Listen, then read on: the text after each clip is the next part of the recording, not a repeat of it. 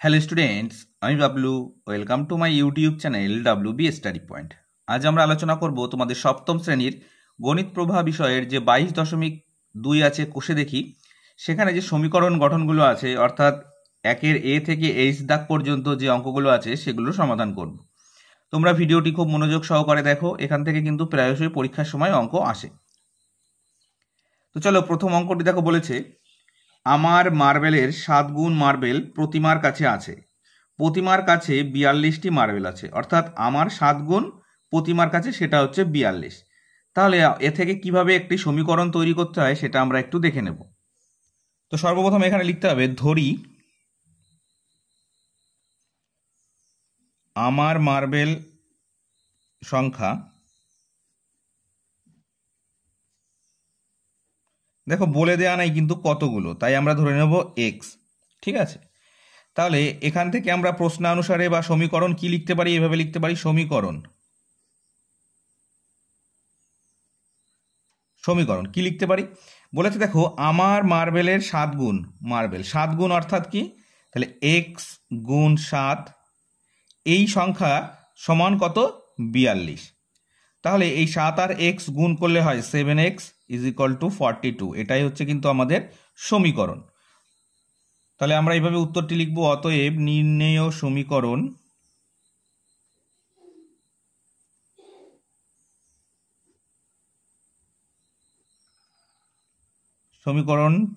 হলো 7x = 42। দেখো এখানে কিন্তু আমাদের আমার কাছে কটি মার্বেল ছিল সেটি বের করতে বলেনি, অর্থাৎ সমীকরণের মান বের করতে বলেনি। যদি সমীকরণের মান বের করতে বলতো তাহলে কিন্তু এখানে আমি দেখো করে দেখাচ্ছি, এই 7x = 42 যদি থাকতো, আর x সমান কত হতো, 42/7 = 6টি। যদি x এর মান বের করতে বলতো, অর্থাৎ সমীকরণের মান বের করতে বলতো, তাহলে কিন্তু আমরা বের করে নিতাম x = 6টি, অর্থাৎ আমার কাছে 6টি মার্বেল আছে। যেহেতু বের করতে বলেনি, সুতরাং এই যে পার্টটুকু আছে এটুকু আর করার কোনো প্রয়োজন নেই, তোমরা শুধুমাত্র এই পর্যন্ত করে দেবে, অর্থাৎ নির্ণেয় সমীকরণ হলো 7x = 42। এবার দেখো বিয়ে আছে, মিলন বাবুর বয়স তার ছেলের বয়সের 4 গুণ। 5 বছর পরে মিলন বাবুর বয়স তার ছেলের বয়সের 3 গুণ হবে। অর্থাৎ এখানেও কিন্তু মিলন বাবুর বয়স তার ছেলের বয়সের 4 গুণ বলেছে, অর্থাৎ মিলন বাবুর ছেলের বয়স কিন্তু এখানে বলে দেওয়া নেই, সুতরাং আমাদের মিলন বাবুর ছেলের বয়স ধরে নিতে হবে। তাহলে এখানে আমরা লিখব, ধরি ছেলের বয়স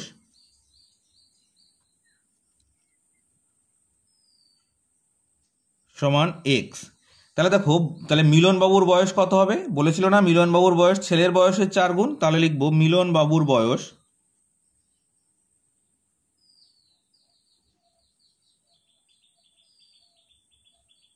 চার গুণ, অর্থাৎ এক্স গুণ 4 = 4x। দেখো মিলন বাবুর ছেলের বয়স বেরোলো x বছর, আর মিলন বাবুর বড় হলো কত বছর, 4x বছর। এবার দেখো বইতে বলে দিয়েছে তোমাদের যে 5 বছর পর মিলন বাবুর যে বয়স হবে সেটা তার ছেলের বয়সের 3 গুণ। তাহলে লিখবো, এবার আমরা লিখে নিই, সমীকরণটি হলো বা সমীকরণ সমান, বা এখানে আমরা প্রশ্নানুসারেও লিখতে পারি। দেখো 4 বছর পর, অর্থাৎ মনে করো তোমার বয়স এখন 2 বছর আর তোমার বাবার বয়স এখন মনে করো 10 বছর, ঠিক আছে, এটা আমি সাপোজ ধরছি। তাহলে 5 বছর পর কত হবে বাবার বয়স, এর সঙ্গে 5 যোগ হবে না, কত বছর হবে, 15 বছর।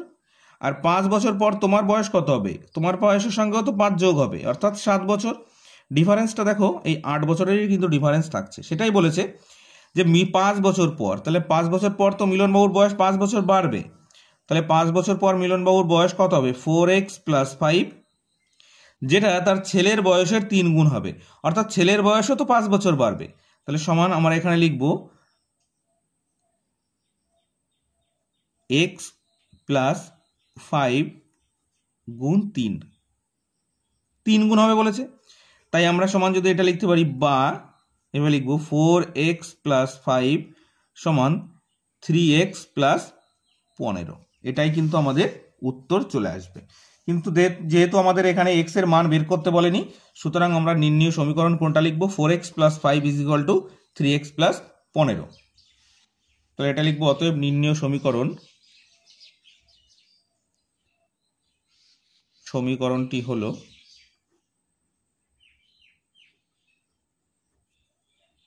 কি হচ্ছে না 4x + 5 = 3x + 15। এটাই কিন্তু আমাদের উত্তর চলে আসবে। এখানে তোমাদের প্রশ্ন আসতে পারে যে স্যার এই x + 5 হলো কেন? x + 5 হলো এই জন্যই যে 5 বছর পর তো ছেলের বয়সও বাড়বে, অর্থাৎ এই যে ছেলের x বছর বয়স ছিল তার সঙ্গেও 5 যোগ করতে হবে, তাকে 3 দিয়ে গুণ, কারণ 3 গুণ বলেছিল। এবার দেখো বলেছে কি 187 টাকা আমি দুলাল ও জাহির এমন করে ভাগ করে নিলাম যে দুলাল আমার চেয়ে 5 টাকা কম পেল, কিন্তু জাকির আমার টাকার দ্বিগুণ টাকা পেল। দেখো এখানে সবার টাকা বলে দিচ্ছে, দুলাল 5 টাকা বেশি পেয়েছে আমার থেকে, কম পেয়েছে, আর জাকির আমার থেকে দ্বিগুণ টাকা পেয়েছে, কিন্তু আমার টাকাটা তো বলে দেয়া নেই। তাহলে এখানে ধরে নিতে হবে, ধরি আমি পেলাম x টাকা, তাহলে সেটা লিখবো ধরি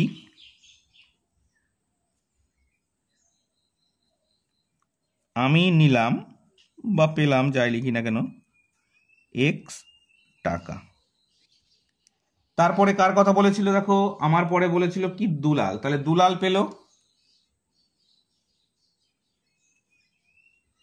পেল কত পেল, আমার থেকে 5 টাকা কম, অর্থাৎ x - 5, এই টাকাটা পেল দুলাল। আর কে ছিল জাহির, তাহলে লিখবো জাহির পেল আমার দ্বিগুণ, অর্থাৎ x × 2 = 2x টাকা। মোট টাকা কত ছিল মনে করো, আমি একটা কথার কথা বলছি, একজনের কাছে আছে 2 টাকা, আর একজনের কাছে আছে 5 টাকা, আর একজনের কাছে আছে 6 টাকা। এদের টাকার সংখ্যা কত মোট 13। তাহলে দেখো এই 13 কি করে আসছে, 2 আর 5 যোগ করে তার সঙ্গে 6 যোগ করে 13 আসছে না? ঠিক একই রকমভাবে এখানে বলে দিয়েছিল কি মোট টাকার পরিমাণ 187, অর্থাৎ এই তিনজনের টাকার যোগফলই তো 187 টাকা, সেটাই আমরা লিখে নেব। অতএব সমীকরণ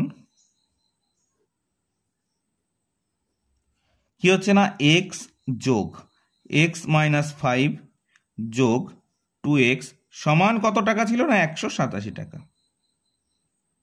অর্থাৎ এই টাকাটা তিনটের যোগফল, অর্থাৎ তিনজনে যে টাকাটা পেয়েছে সেই তিনজনের প্রাপ্ত টাকার যোগফলই তো মোট 187 টাকা, সেটাই তো আমাদের বলে দিয়েছে বইতে। তাহলে আমাদের উত্তর কি আসবে, অর্থাৎ যেহেতু আমাদের সমীকরণ গঠন করতে বলেছে আমরা চাইলে এখান থেকে যোগ বিয়োগ করে দিতে পারি, কিন্তু প্রয়োজন নেই। তাহলে আমরা লিখব অতএব নির্ণেয় সমীকরণ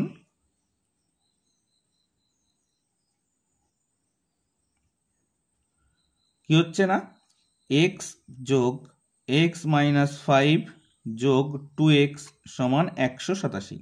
এটাই কিন্তু আমাদের সমীকরণ। যেহেতু শুধুমাত্র সমীকরণ গঠন করতে বলেছে তাই আমরা শুধু সমীকরণই গঠন করব।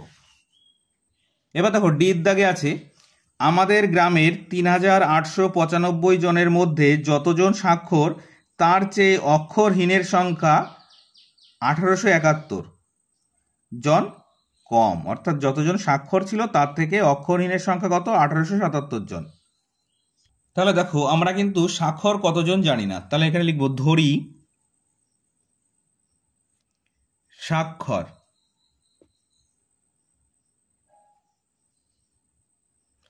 সমান x জন।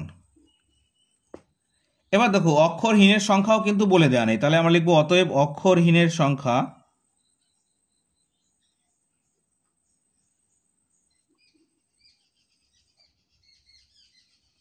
মোট সংখ্যার মধ্যে, মোট জনসংখ্যার মধ্যে যদি x জন হয় স্বাক্ষর, তাহলে বাদ বাকি যে লোকগুলো আছে সেইগুলো কি নিরক্ষর বা অক্ষরহীন, সেই জন্য আমরা লিখব 3895 বিয়োগ x, এটাই কিন্তু আমাদের অক্ষরহীনের সংখ্যা। মনে করো একটা আমি যদি উদাহরণ দিয়ে বোঝাই, মনে করো কোনো গ্রামে 100 জন লোক আছে মোট, তার মধ্যে 95 জন কি আছে স্বাক্ষর, তাহলে নিরক্ষর কত হবে আমরা তো এখানে দেখেই বুঝতে পারছি, 100 থেকে 95 বাদ দিলে নিরক্ষর হয় কত 5 জন। সেটাই দেখো এখানে x ধরে নিয়েছি আমরা স্বাক্ষর, তাহলে নিরক্ষর কত ছিল, এই একই রকমভাবে মোটের থেকে স্বাক্ষরটা বাদ দেব। এখানে যেরকম মোট থেকে স্বাক্ষরটা বাদ দিয়ে নিরক্ষর পেয়েছিলাম, ঠিক একই রকমভাবে এখানেও মোটের থেকে স্বাক্ষরটা বাদ দিয়ে কিন্তু যেটা আসবে সেটা নিরক্ষর পাবো। তাহলে স্বাক্ষর হলো x জন, নিরক্ষর হলো এতজন।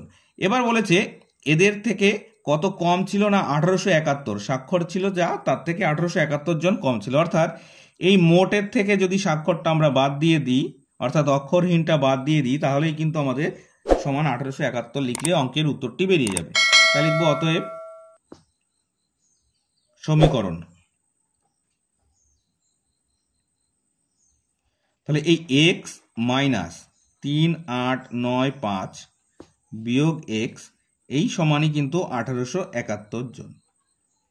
এটাই কিন্তু আমাদের সমীকরণ। আমি আর নির্ণয় সমীকরণ এটাই লিখছি না, তোমরা কিন্তু লিখে নেবে। অতএব নির্ণয় সমীকরণ হলো x minus 3895 minus x is equal to 1871।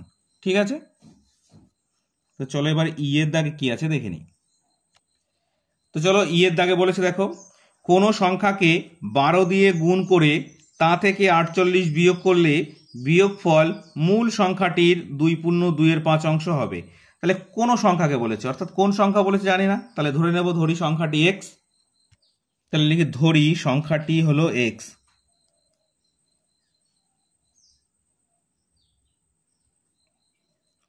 X ঠিক আছে, তো আমরা এখানে ডাইরেক্ট প্রশ্নানুসারে লিখছি। তাহলে লিখব প্রশ্নানুসারে, বা সমীকরণও তোমরা লিখতে পারতে, কোনো ব্যাপার না।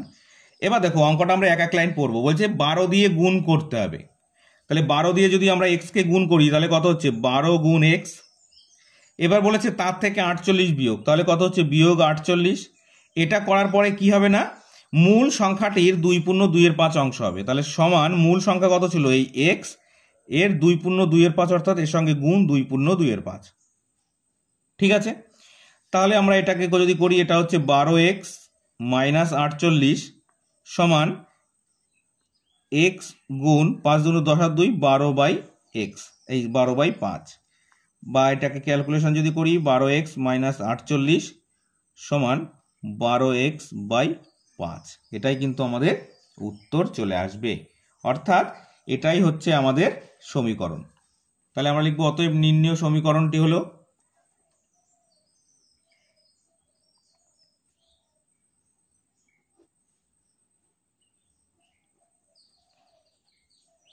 কি হচ্ছে 12x মাইনাস 48 সমান 12x/5। এটাই কিন্তু আমাদের সমীকরণ। সমীকরণের সমাধান করতে বলেনি, সুতরাং আমাদের সমাধান করার কোনো প্রয়োজন নেই। তো এই পর্যন্তই আমরা এটাকে কিন্তু রেখে দেব।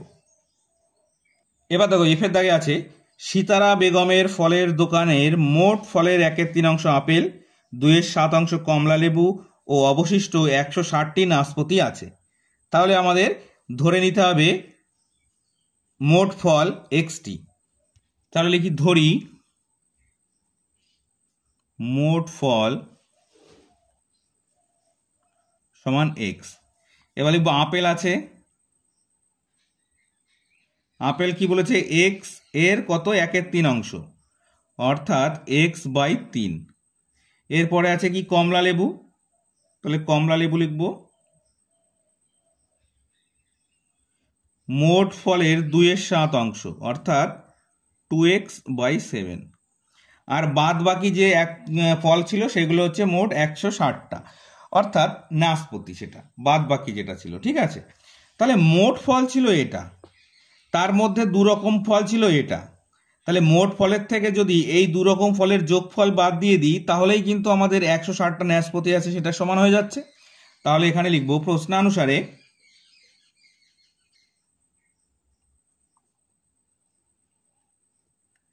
কি হচ্ছে মোট ফল কত ছিল এক্স লিখলাম। এই মোট ফলের থেকে আমরা বাদ দেবো এই দুটোর যোগফল অর্থাৎ x/3 যোগ 2x/7, এটাই সমান কিন্তু হচ্ছে কত 160টি নাশপাতি। তাহলে আমাদের সমীকরণ কোনটি হলো এই যে এইটা, x minus x/3 plus 2x/7, এটা ব্র্যাকেটের মধ্যে রাখবো, সমান কত হচ্ছে 160টি। তাহলে এর থেকে যদি আমরা এটা বাদ দিয়ে দিই তাহলেই কিন্তু 160টি যে নাশপাতি ছিল সেটা কিন্তু বেরিয়ে আসবে। ঠিক আছে, এবার জির দাগে আছে, আমি একটি 2 অঙ্কের সংখ্যা লিখেছি যার একক স্থানীয় অঙ্ক x কিন্তু দশক স্থানীয় অঙ্ক 5। সংখ্যাটির একক স্থানীয় অঙ্কের 11 গুণ, সংখ্যাটি যে আছে তার একক স্থানীয় অঙ্কের 11 গুণ হবে। তাহলে আমরা এখানে লিখব ধরি একক স্থানীয় অঙ্ক, তো সরি এখানে তো একক স্থানীয় অঙ্ক আমাদের দেওয়াই আছে, তাহলে ধরা লাগবে না। তাহলে এখানে লিখবো একক স্থানীয় অঙ্ক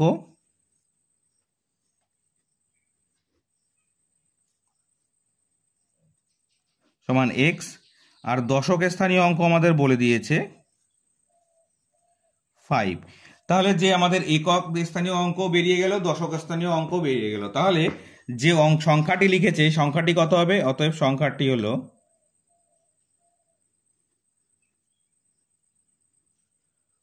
10 × 5 + x। এবার তোমাদের মনে প্রশ্ন আসতে পারে, স্যার 10 কোথা থেকে আসলো? দেখো, একটা সংখ্যা আমি যদি এখন লিখি একক, দশক, এখানে যদি লিখি 2 আর এখানে যদি লিখি 1, তাহলে সংখ্যাটি কত হচ্ছে? 21। এর একক স্থানীয় হচ্ছে 1 আর দশক স্থানীয় অঙ্ক হচ্ছে 2। আমরা জানি কি দশক মানে কথার অর্থ হচ্ছে এর সঙ্গে 10 গুণ। তাহলে 2 এর সঙ্গে যদি 10 গুণ করি কত হচ্ছে? 20। তার সাথে যদি 1 যোগ করি দেখো 21 চলে আসছে। ঠিক সেরকমভাবে এখানে দশক স্থানীয় অঙ্ক ছিল 5, তাই তার সঙ্গে 10 গুণ করেছি, আর একক স্থানীয় সংখ্যা ছিল x, তাই এটা আমরা লিখেছি। অর্থাৎ এককের সাথে কত গুণ হয়? 1, দশকের সাথে 10, শতকের সাথে 100, হাজারের সাথে কিন্তু হাজারই গুণ হয়। সেই জন্য আমরা এখানে লিখেছি সংখ্যাটি হলো কি 10 × x + 5, 10 × 5 + x, বা আমরা এইভাবে লিখতে পারি 10x + 5, 50 + x, এটা আমরা লিখতে পারি। ঠিক আছে, তো আমাদের এটা যদি তুমি মনে করো লিখবো না, শুধুমাত্র এ অবধি রেখে দেবো, তবুও কিন্তু কোনো ভুল নেই, এটা মনে রাখবে। ঠিক আছে, এবার তাহলে আমাদের সমীকরণটি কি হবে বা প্রশ্নানুসারে? তাহলে লিখবো প্রশ্নানুসারে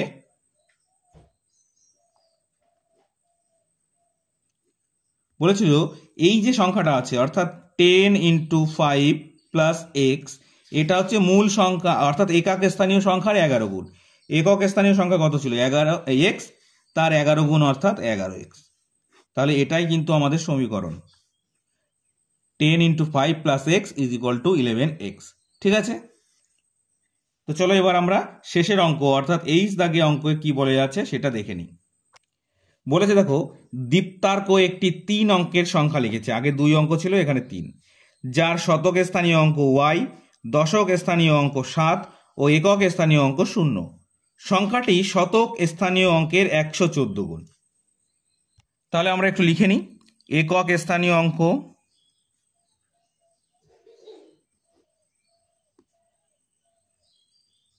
সমান 0, দশক স্থানীয় অঙ্ক কত বলেছিল? 7, আর শতক স্থানীয় অঙ্ক সমান বলেছিল y। তাহলে সংখ্যাটি কি হবে? অতএব সংখ্যাটি হলো কি হচ্ছে? দেখো, আমাদের শতক থেকে শুরু করব, তাহলে শতক কত হচ্ছে? 100 গুণ y, যেহেতু শতকের ঘরে y আছে, যোগ, এবার দেখো দশকের ঘরে কত আছে? 7, তাই 10 গুণ 7 যোগ 0। এই পর্যন্ত ক্লিয়ার হয়েছে? কেন? তাহলে একক, দশক, শতক যদি থাকে, এর ঘরে y ছিল, এর ঘরে 7 ছিল, এর ঘরে 0 ছিল, তাহলে শতক যেহেতু, তাই এর সঙ্গে 100 গুণ হয়েছে, এর সঙ্গে গুণ হয়েছে 10, আর এর সঙ্গে যদি 1 গুণ হয় তাহলে দেখো কি হচ্ছে? এখানে হচ্ছে 100y যোগ 70 যোগ 0, সেটাই আমরা এখানে লিখেছি। দেখো, তাহলে এটাকে যদি আমরা ক্যালকুলেশন করি কত হচ্ছে? 100y যোগ 70 যোগ 0, এটাই কিন্তু আমাদের সংখ্যা, অর্থাৎ যে সংখ্যাটি সে লিখেছিল সেই সংখ্যাটি কিন্তু এটাই লিখেছিল। তাহলে প্রশ্নানুসারে আমরা কি লিখতে পারি? প্রশ্নানুসারে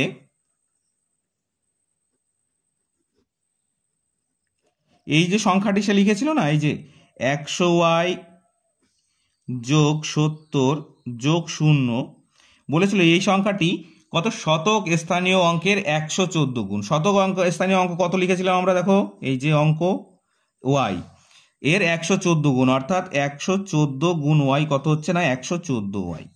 তাহলে এটাই কিন্তু আমাদের আনসার। কি হচ্ছে না? 100y যোগ 70 যোগ 0 সমান 114y, অর্থাৎ নির্ণয় সমীকরণটি আমাদের এটাই হবে। তাহলে আমরা এখানে লিখে নিতে পারি এইভাবে, অতএব নির্ণয় সমীকরণ, যেহেতু শেষ অঙ্ক সেই জন্য আমি এটা লিখে দিলাম আবার, 100y যোগ 70 যোগ 0 সমান 114y। এটাই কিন্তু আমাদের সমীকরণ বেরিয়ে গেল। ঠিক আছে, তো মোটামুটি এই যে আমাদের 8টা অঙ্ক ছিল, অর্থাৎ কোষে দেখি 22.2 এর সমীকরণ নির্ণয়, এগুলো কিন্তু আমরা সমাধান করে ফেললাম। এর পরের ভিডিওয়ে আমরা যে 22.3 আছে সেখানে সমীকরণের মান কি করে নির্ণয় করতে হয়, অর্থাৎ x এর মান কি করে আমরা বের করব সেটা শিখব। তো চলো আজ ভিডিও এই পর্যন্তই। যদি ভিডিওটি ভালো লেগে থাকে অবশ্যই লাইক করবে এবং চ্যানেলটি সাবস্ক্রাইব করে নিয়ে বেল নোটিফিকেশান অল করে রাখবে পরবর্তী সমস্ত গুরুত্বপূর্ণ ভিডিওগুলোর নোটিফিকেশান পাওয়ার জন্য। তো চলো নেক্সট ভিডিওতে আবার দেখা হচ্ছে। Thank you for watching.